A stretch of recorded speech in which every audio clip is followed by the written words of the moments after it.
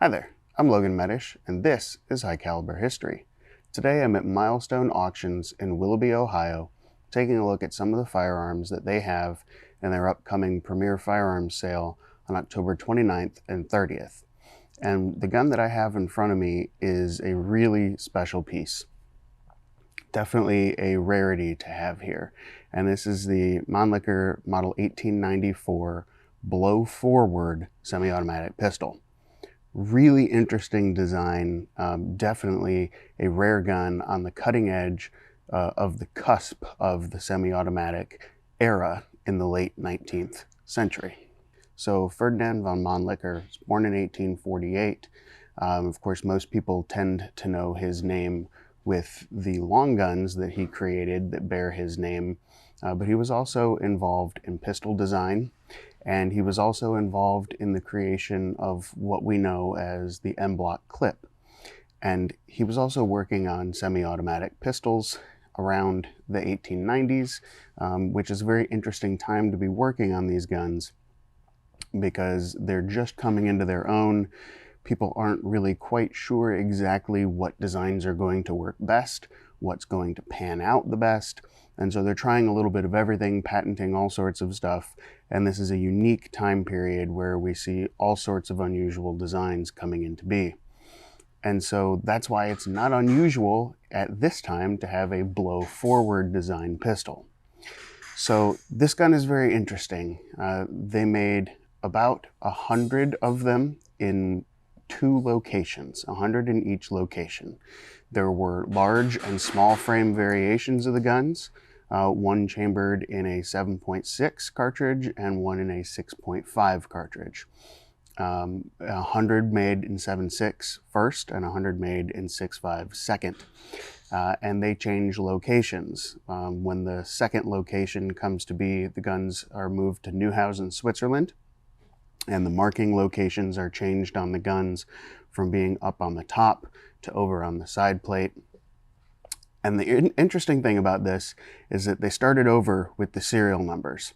And so you actually have overlapping guns, and there are actually 2 that I've been working with. This one's in the sale, another one has already been sold, but the guns are both serial number 19, which is actually pretty cool. The guns were trialed by the United States around 1900, but of course the design was seen lacking. It's not exactly the most effective design, and really wasn't a whole lot more practical than the double-action revolvers that were already being used. So let's take a look at this.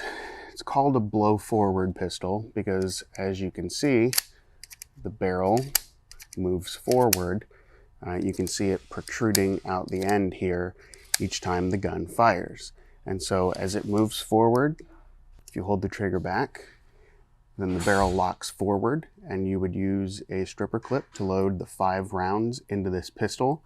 It's kind of ironic that Mannlicher comes up with the M-block clip and this gun does not use an M-block clip. But the way it works, it's got an internal box magazine. It is not detachable. And so you load your rounds into the gun,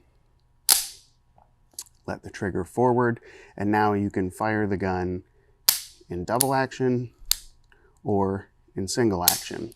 And each time the barrel is going to blow forward and the cartridges will be ejected, and the next one will be stripped off of the magazine and then held into place back against the breech of the firearm. An unusual design, to say the least. And like I said, because of the way it's designed, it's really not a whole lot more effective than the double action revolvers that we were using. The biggest difference is that it's a whole lot more complicated. And so if you're going to try to reinvent the wheel, you need to reinvent it into something that's simpler, not something that's more complicated. And unfortunately for Mannlicher, his design was more complicated. Of course, it's going to take a handful of years and a few more designs of individuals going through and trying to come up with different semi-automatic pistols. We'll see a lot of unconventional designs before we see the style that dominates today. with an actual slide and a barrel, and the slide moving backward instead of the barrel moving forward like this. But we don't get to that point unless you start somewhere, and this is that somewhere. It is part of that genesis of the semi-automatic pistol business in the late 19th century. So now that we've talked about the gun here, we'll go ahead and bring in a little bit closer, and you can take a better look at all of the pieces and the inner workings going on in the gun. So with the grip screw removed, we can go ahead and take the left grip panel off, which actually takes the entire integral fixed box magazine with it attached to the grip and the side plate. So the magazine and the follower is all one self-contained unit in the gun, and it all comes off as one piece. You can take the magazine off of the grip, but there's no need to.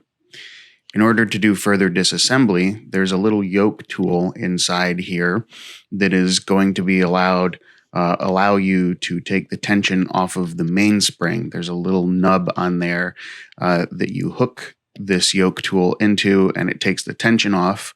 So once the tension's off the mainspring, we take this first pin out of the trigger assembly and set that aside there. Then we can go ahead and remove the entire trigger assembly, which has a couple other pieces attached to it. And from there, this is not a spring. This is actually a lever that's attached in here. Don't bend it. Pull it out. It'll come straight out. And with that, we can now remove the barrel shroud, which just screws onto the frame. The barrel shroud also has the front sight completely attached to it. And the mainspring is contained within here. It's a pretty long mainspring. So once we have the barrel shroud off, we can take the spring and the barrel and the extractor can all come out as one piece. You see the extractor wants to flop down there. And of course, because this is a blow forward, the extractor is going to operate differently instead of the way you normally think they would. Once you've got all that out, you can gain access into the rest of the receiver, and you basically just have, kind of a shell of a gun there. And assembly for the process is just the absolute reverse. So the barrel and the extractor and the mainspring go back in, and then the barrel shroud gets threaded back onto the receiver. You tighten it all the way down. It indexes itself nice and snug back to the frame.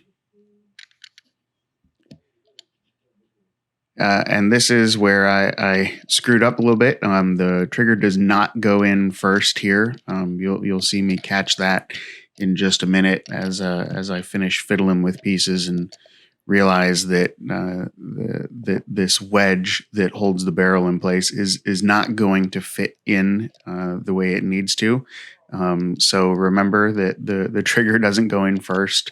I forgot that for a minute, so we'll take the trigger back out and slide the pieces over here. And then once we get the angle right, and get all of the pieces lined back up, again, make sure that's indexed properly. Then we can go ahead and slide that piece back in, line the holes back up on everything. Now the trigger goes back into place and gets lined up with all of the other pieces.